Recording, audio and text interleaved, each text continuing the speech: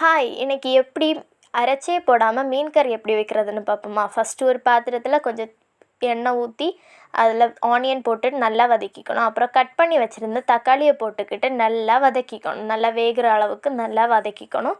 அப்புறம் தேவையான அளவுக்கு மிளகாய்த்தூள், தேவையான அளவுக்கு மல்லித்தூள், ஒரு பிஞ்சு மஞ்சள் தூள், அப்புறம் கொஞ்சம் பெப்பர், அது ஸ்கிப் பண்ணிக்கலாம், வேணும்னா போட்டுக்கலாம். அப்புறம் கொஞ்சம் புளி தண்ணி ஆட் பண்ணிக்கிட்டு நல்லா கிளறி விட்டுக்கணும்.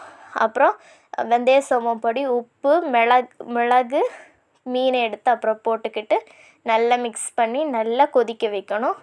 நல்லா கொதித்ததுக்கப்புறமா நல்லா கொதிக்கிற அளவுக்கு நம்ம விட்டுக்கணும். அப்புறம் நல்லா கொதித்ததுக்கப்புறமா கறிவேப்பிலையும் கொத்தமல்லியும் போட்டு இறக்கி சாப்பிட்டா செம்ம டேஸ்ட்டாக இருக்கும்.